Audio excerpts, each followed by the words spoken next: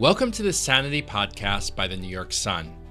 My name is A.R. Hoffman, and every week, along with my co-host, Rebecca Sugar, we speak to the people that you want to hear from. We're joined this week by Benjamin Anthony. Benjamin's the co-founder and CEO of the MirYam Institute, a forum for expert analysis on Israel, the U.S.-Israel relationship, and the alliance between the two countries' militaries. He's a combat veteran of the IDF, participated in multiple wars and operations, including the Second Lebanon War in 2006 and Operation Swords of Iron in 2023. Benjamin's a regular commentator on international media. He's advised U.S. officials on Israel and Israeli National Police and the IDF on communications with the English-speaking world, which is probably arguably the most difficult job you've ever had. He's a graduate of the University of Manchester and Cambridge University in his native England, and he now lives in Israel and has for some time. So we're really happy to have you here. Thank you for coming.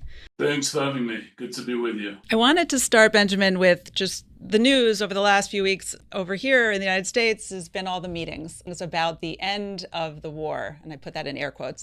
But, President Trump and Tony Blair and Jared Kushner had a meeting. Secretary Rubio had a meeting with Foreign Minister Gideon Sa'ar. We had Ron Dermer over here, I think, the week before last. So there have been a lot of meetings, a lot of discussions about what the end of the war in Gaza would look like and what would happen afterwards. And at the same time, we have the Trump administration still very much backing Israel's push into Gaza City. So it's unclear what the end of the war would look like, if we're headed in that direction, just where we are generally. So I wonder if you just speak to what's the takeaway from all of these meetings from your perspective, and what does an end of this war even mean? First of all, thank you very much again for having me. It's a real pleasure to be with you, and I wish you every continuing success with the podcast. So what's going on at the moment? I'll tell you the stuff that's available in the public eye, and then I'll opine on it if that's acceptable to you, and feel free to interrupt me or the direction of my comments at any stage. So we know that there was a meeting at the White House that Steve Witkoff expressed was going to be an assessment of a long-term, all-encompassing fix and all-encompassing vision for the next stage of the Gaza Strip in a post-war reality. We also know that that was attended by two very interesting figures, Jared Kushner, son-in-law of the president and former senior White House advisor during the first Trump term, and of course Tony Blair, former Prime Minister of once Great Britain, the country in which I was born and raised and educated to the extent that I am educated. In addition to those two individuals being present, adjacent to the meeting, we learned that Prime Minister Netanyahu's senior most advisor and confidant, Ron Dermer, was on the ground. And that speaks to perhaps the degree of coordination. It could also speak to a degree of concern that Israel has at this time when it comes to looking at what this White House may wish to promote and put forward as the day after inside the Gaza Strip. Now, I'll tell you why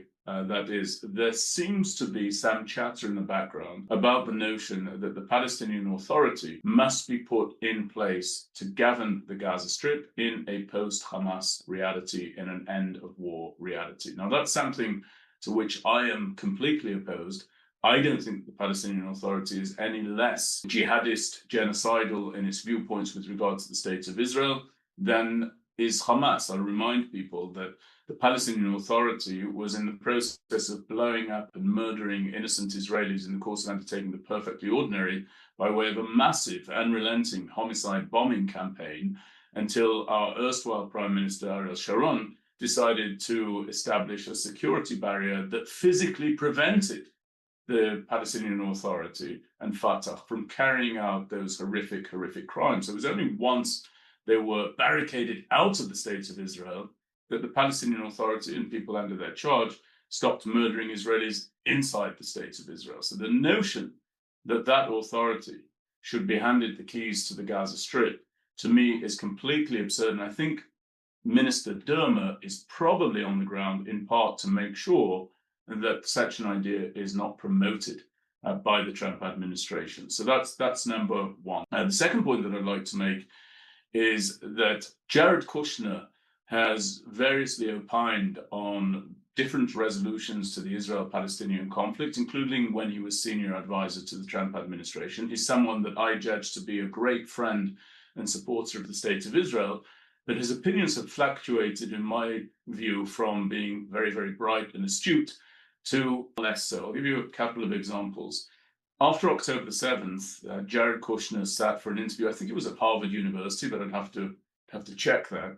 And in the conversation, he expressed that with a more muscular diplomatic approach on the part of the then Biden administration, the Egyptians might be compelled to absorbing the displaced Gazans from inside the Strip. Eminently sensible idea. I would like to see the relocation of the Gazan population from inside Gaza in its entirety. I'd be happy to talk about why I believe that that's the only practicable policy that we should be chasing and pursuing.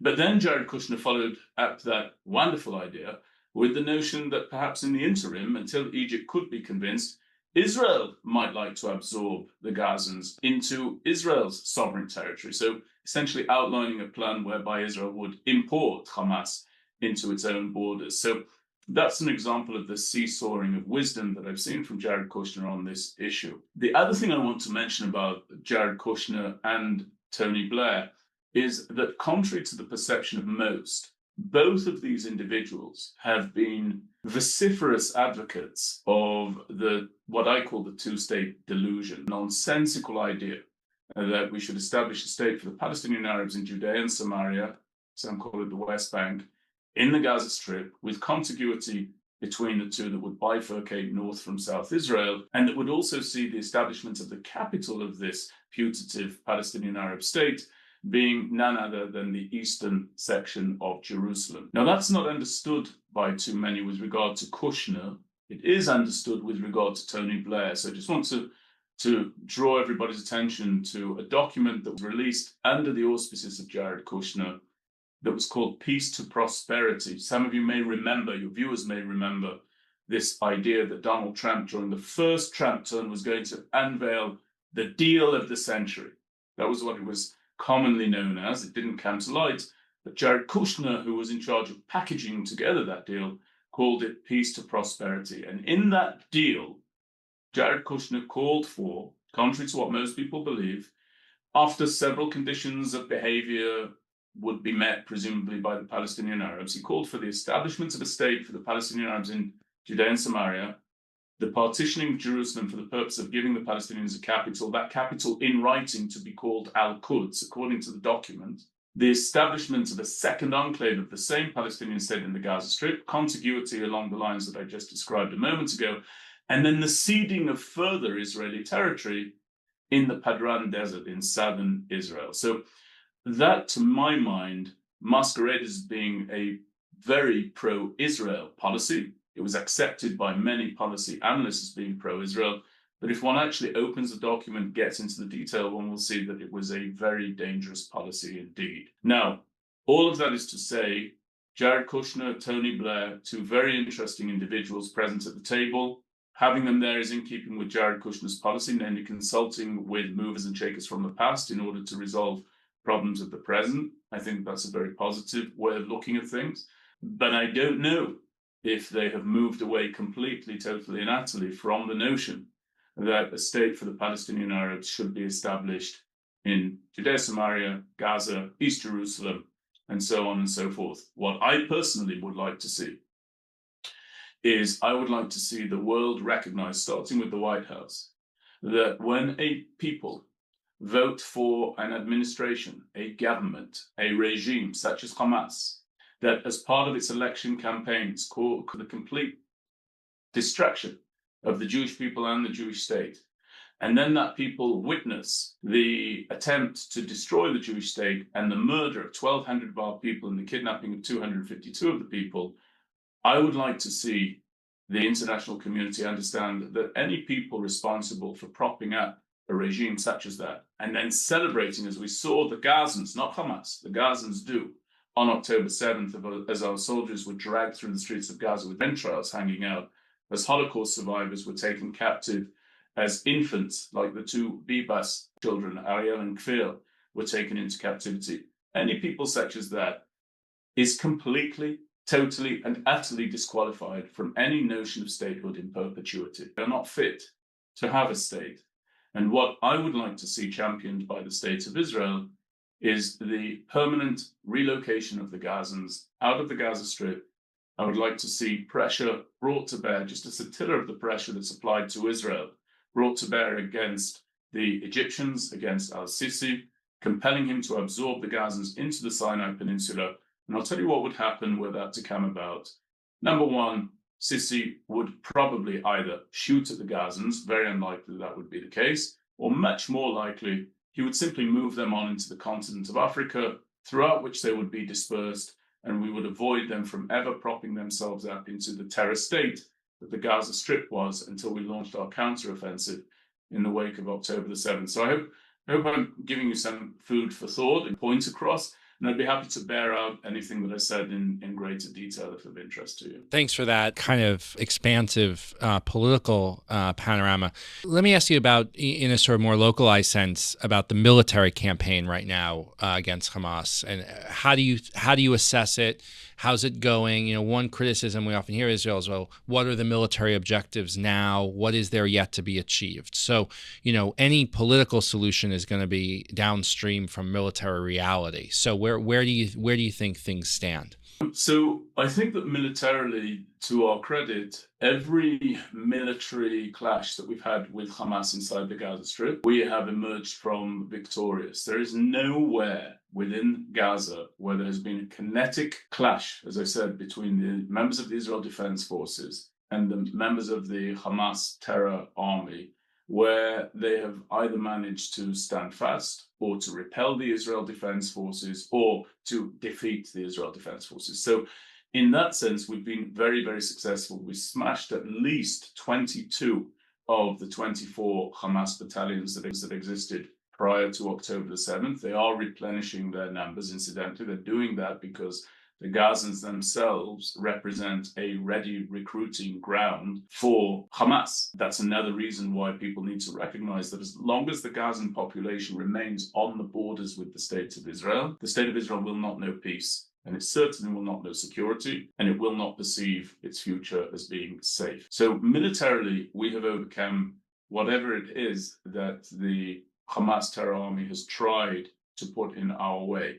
I'm a bit concerned, however, about the fact that it's now morphing into something of a guerrilla fighting campaign, a guerrilla military, a guerrilla force, rather, against a standing military. That always spells challenge, great challenge, even grave challenge, for even the best of them around the world, the IDF being one of those, quite definitely. The longer that we stay present, the more opportunity there is for Hamas to learn about our strategies and our tactics. Remember that militaries should really be doing one of two things. They should either be moving forward, advancing, or they should be moving backward. Not necessarily retreating, that as well, but certainly they should be on the move. What they should not be is static. They should not be static, because being static gives the enemy the opportunity to learn what you're doing, to learn where the gaps are in your defense, and then to exploit those gaps. We saw just last week, for example, that there was a raid on one of the bases that the IDF has propped up inside the Gaza Strip. It was repelled successfully, but the goal of that raid was actually to kidnap soldiers of the IDF. So I think the quicker we can bring this war to an end, the better. Does that mean you're against a military occupation or a permanent military presence in Gaza? What does that mean kind of practically? Yeah, I'm definitely against a military occupation inside the Gaza Strip. I think it's unnecessary, first and foremost. I've said what I would like to see come about quite frankly, in the very, very near term. Perhaps I'll speak about in due course. I do not think that as a result of Hamas murdering 1,200 of our people, kidnapping 252, and still holding 20 alive and 50 who are no longer of this earth as hostages inside the tunnels of Gaza, I do not think that obligates Israel to somehow handle every aspect of day-to-day life inside Gaza. I think what that obligates Israel to do is what the two war aims are. Number one, destroy Hamas as a terror army that can threaten Israel ever again in the future, destroy those capabilities.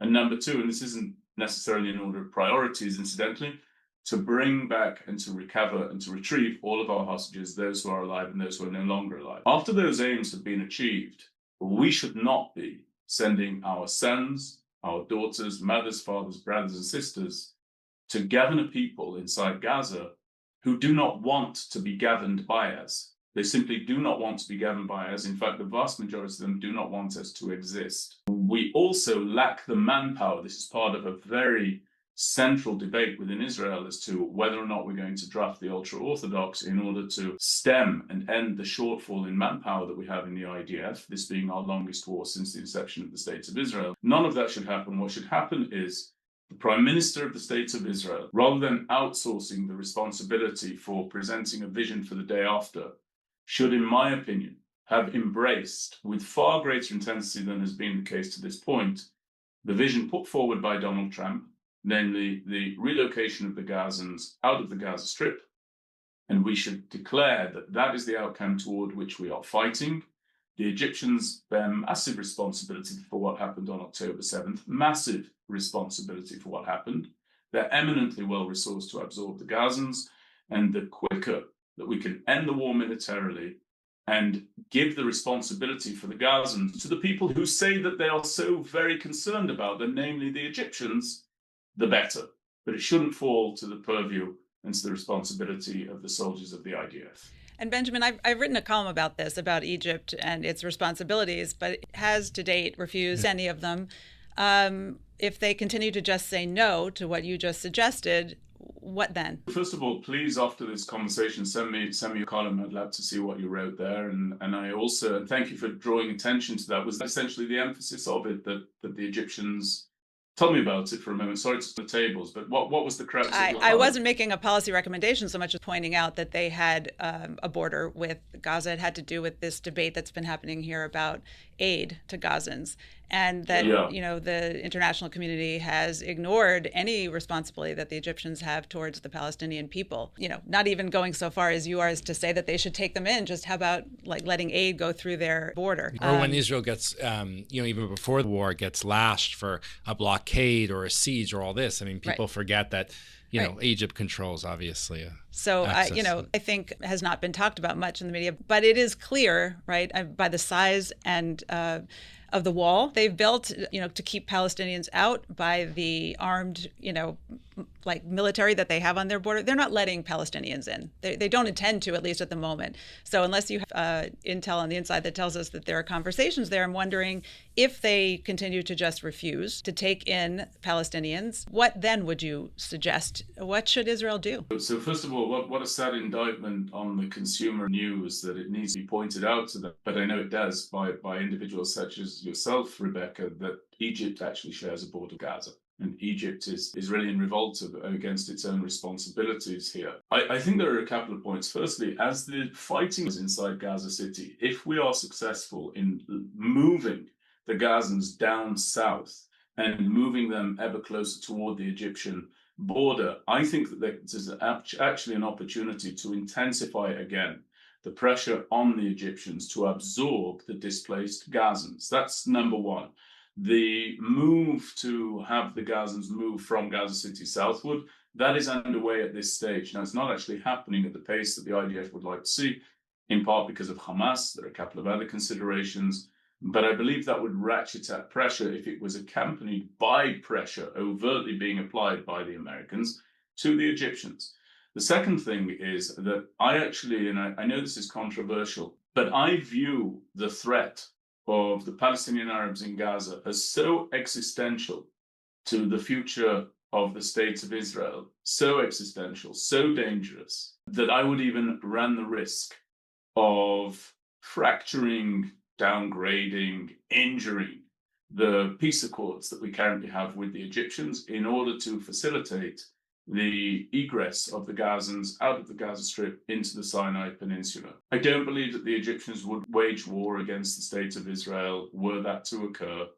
I don't believe that the peace agreements were robust enough to prevent what happened on October 7th. Remember, Hamas got so much of its know-how by crossing from the Philadelphia corridor into the peninsula in Sinai, up over to Lebanon, into Syria, over across Iraq, and into Iran, and then retracing their steps under the gaze of the Egyptian security forces, and then launching these horrors upon us. So I think Egypt should have to pay a price.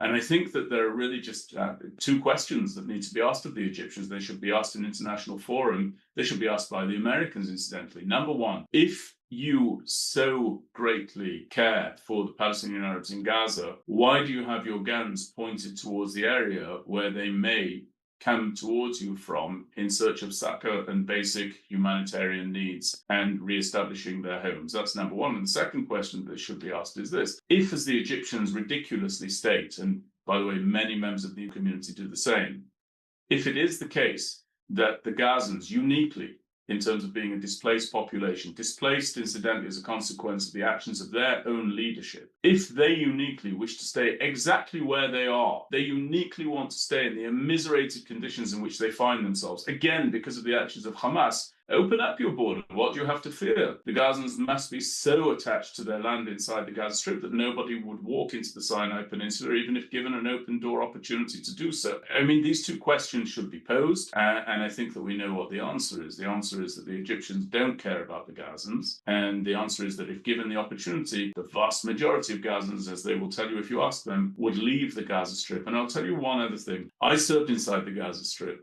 My service there was rather unique in terms of my own military service past. I was part of the rapid response unit for the lieutenant colonel responsible for a segment of the Netzarim corridor. And the Netzarim corridor runs east to west, right across the Gaza Strip. I traversed the Gaza Strip dozens and dozens and dozens and dozens of times during daylight hours and very much during nighttime hours. And I want people to know that the Gaza Strip is destroyed. It is destroyed. It has been demolished. It is uninhabitable. The damage inside is beyond my ability to describe. It's also the case that as extensive as the damage is, it is justified and it was unavoidable simply because of how commonplace and how rampant Hamas's presence was inside the civilian infrastructure of the Gaza Strip itself. So Gaza is uninhabitable. I'm a fan of the Gazans. I think a lot of people bask in this idea that there's a hard separation between the ideology of Hamas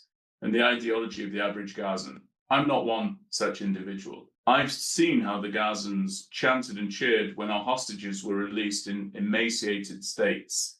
Saw how they bayed as crowds and pursued our hostages who were desperate to come home. I've spoken about how they cheered the actions of Hamas on October the 7th. Not Hamas, the Gazans themselves. So I'm not a fan of the Gazans. I think anyone who wants to tell me there's a hard separation of mentality between the Gazans and Hamas has all of their work still in front of them as far as I'm concerned.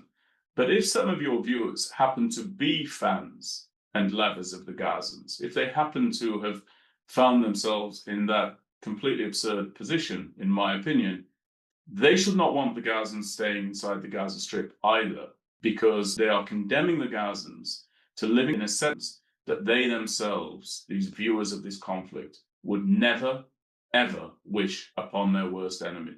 The Gazans need to be given the opportunity to relocate.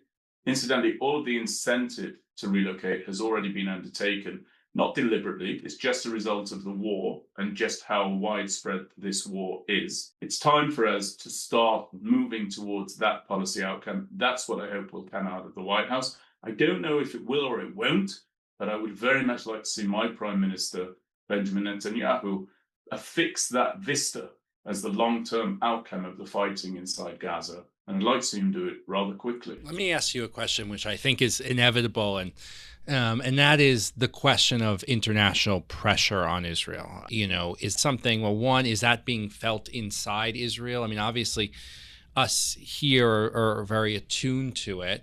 That pressure is, sort of most intense around, has been sort of, it's a moving target, but there's the issue of the famine, issue of the Gaza City invasion, and then this question of relocation. So is your advice kind of... And the UN in the fall, which is another big right, around Palestinian statehood. Right. So is your high-level advice push forward, kind of call the world's bluff?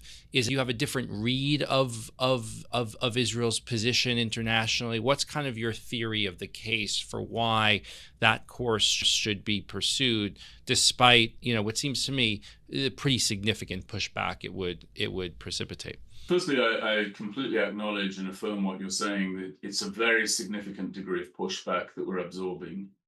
And I'm not surprised by it at all. Years ago, I would lecture on the university campuses in the United States, and I would urge the pro-Israel elements within the audience to do what the Palestinian Arabs do. The Palestinian Arabs have a very, very streamlined narrative when it comes to their campaign on university campuses. It's what they call for, not their destructive call from the river to the sea, Palestine must be free, but what they used to call for is a resolution to the conflict. They used to say 367 borders, the right of return, occupation, and that these sites in the state of Israel are the religious and holy sites of the Muslim faith. That was basically what they used to talk about. The Jewish voices would come out with the most convoluted nonsense, talking about, well, we can swap 97% with mutual land exchanges and we'll give you half. People didn't know what the Jewish population was talking about when it would talk about peace, because it never streamlined the narrative. And when I would suggest other narratives, for example, that the Jewish people adopted the narrative that expressed that this is the land that God swore unto our forefathers, this is the homeland of the Jewish people, sworn unto our forefathers by God. It's from this land that we stem. It's about this land that our future is inextricably tied. Something along those lines. People say, well, no one's going to believe that. And I would respond to those people by saying, can you please direct me to the narrative by way of which the international community does accept our presence in the land and the state and the borders of modern day Israel? Can anyone direct me to any such narrative? And the answer is, of course, stone silence would befall the entire room. All of that is to say that I think that it's very clear the international community, as though that's a real concept, incidentally. They're all just interest-based entities. But the international community, such as we're calling it, has turned its face against the right of the state of Israel to push on victory inside the Gaza Strip. So it already hates us. It already hates the IDF. It's already pursuing our officers, our soldiers, our ministers through the courts. It's already academically boycotting our professors. It's really brought us to being something of a pariah state.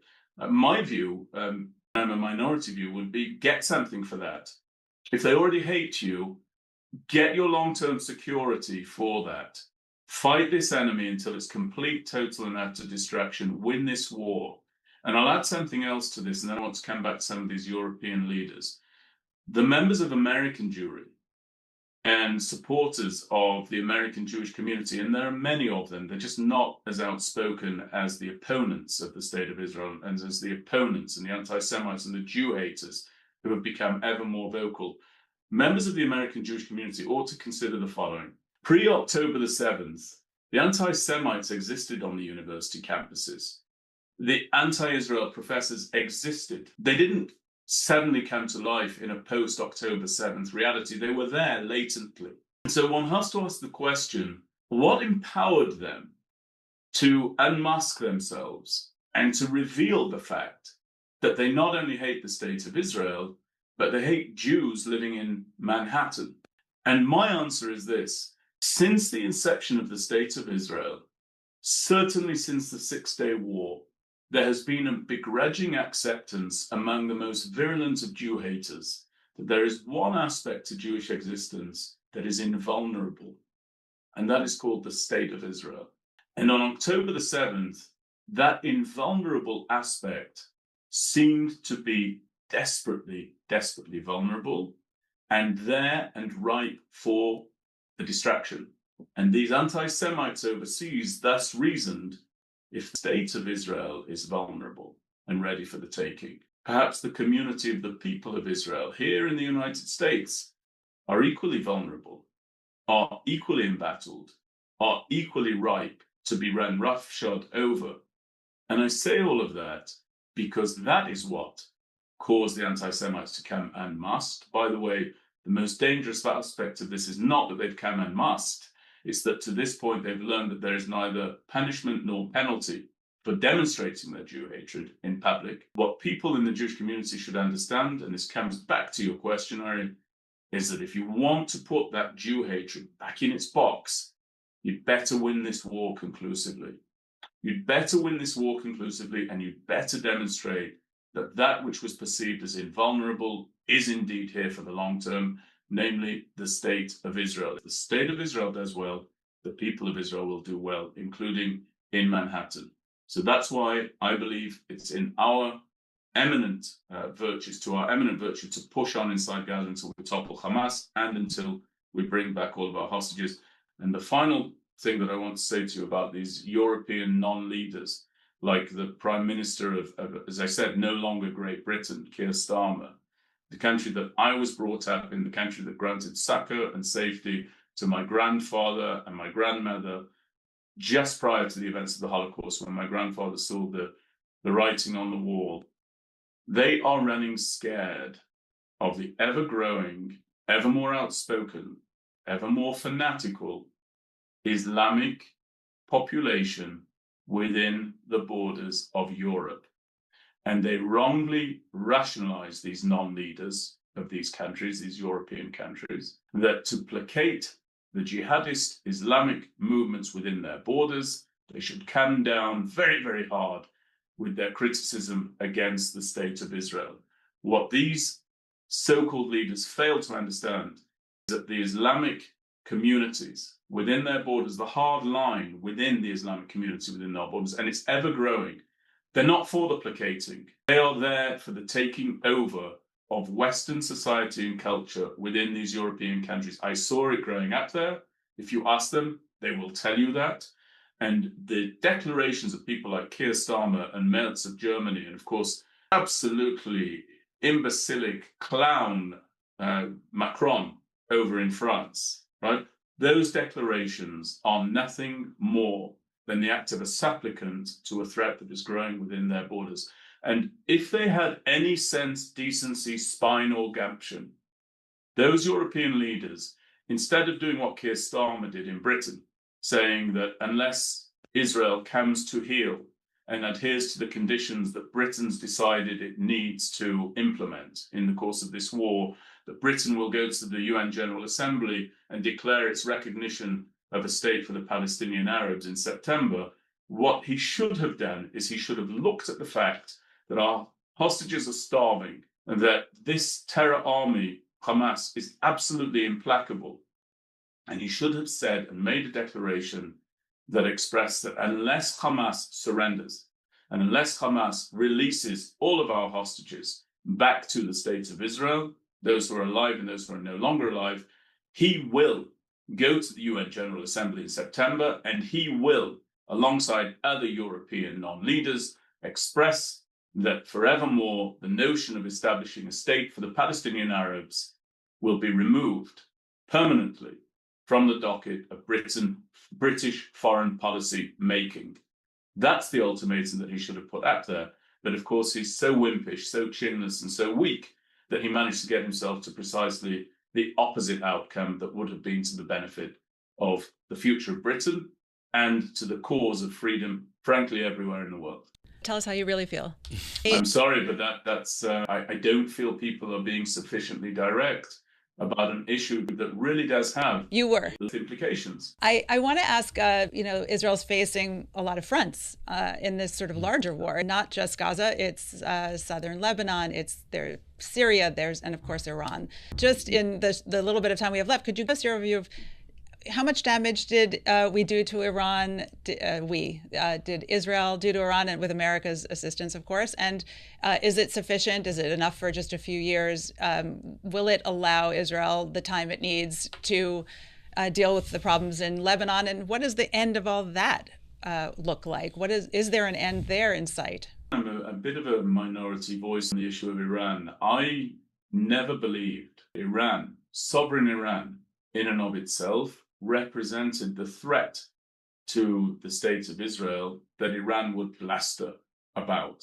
When it would say, we're going to wipe you out and we're going to destroy you and we're going to completely end the Zionist entity in the Middle East and all this sort of nonsense, I felt that was good old-fashioned Middle Eastern bluster from sovereign Iran in the absence of them having a nuclear weapons capability. What I felt was much more concerning was the potency and the danger of the Iranian proxies. And I think that my government in Israel, successive Israeli governments, incidentally, not just the one that's currently in situ, made the capital mistake of saying, and your viewers will remember this, we must focus our attention on the threat of Iran. and we can assign our attention to Iran with such great intensity that we can actually just manage the issues that are right on our border. So you saw Israel taking immediate matters of real security and downgrading those matters to management issues, such as Hamas. We saw what they did after being managed for 7 years, such as Hezbollah.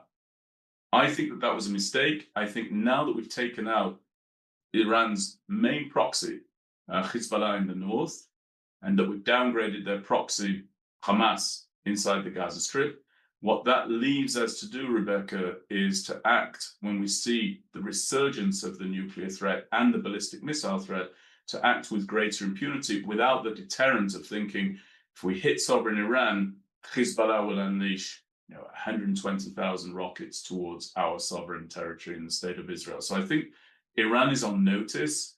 I don't think that it's been completely wiped out, the nuclear weapons program, but I think it's been dealt a very, very heavy blow. And in the Middle East, turning back a nuclear weapons program by a few years can oftentimes more than sufficient given the unpredictability of events. We saw that against Iraq, and we saw it with Syria. The question about the, Hezbollah, have they been sufficiently neutralized to the point where Israelis will live freely in the north again? I mean, what will it take for that area of the country to feel safe and secure? That's a really good question. I can't recall the exact figures, but there's a significant percentage of Israelis who are still unwilling to move back to their homes in northern Israel. And I think that it's because, if you recall, prior to Israel taking the fight to Hezbollah partway during this war, and I incidentally was somebody who was in favor of Israel hitting Hezbollah's capabilities before we launched the ground incursion into the Gaza Strip after October the 7th. I thought we could downgrade their capabilities massively from the air and avoid this exodus of our people from northern Israel into Israel's. But that's not what occurred. What happened is what happened. And I think that prior to us taking the fight to Hezbollah in southern Lebanon, it was stated, and then during the fighting, it was reiterated that what we needed was the enforcement of Resolution 1701, which, among other things, called for a buffer zone between, or a DMZ rather, between northern Israel and southern Lebanon. The fight against Hezbollah, unfortunately, did not result in the establishment of any buffer zone. Currently, the ceasefire lines are being enforced by the IDF, which is stationed in, I think, 5 strongholds along the various parts of southern Lebanon. But that's not, in my opinion, a long-term solution. I think what the long-term solution would be either the implementation of a buffer zone and the enforcement of that buffer zone, as we were calling for. I don't know why it was abandoned, but I think it was a foolish call to abandon that requirement. The other, which is interesting, it's very different to the dynamic in Gaza, for example, is that Joseph Aoun, the president of Lebanon, is talking about his demand for Hezbollah to completely, totally, and utterly disarm, based on the idea that all of the guns need to be in the hands of LAF, the Lebanese armed forces, alone and exclusively. If that were to happen, if he was given the means of enforcing that, that could bring about a sense of security that's currently absent the picture among too many Israelis who are deciding to move northward again and go back to their homes or not. Benjamin Anthony, thank you so much for joining us. This was really great. Appreciate it. Thanks for having me. I hope to see you again soon, and good luck with all you're doing. Thank you. Bye.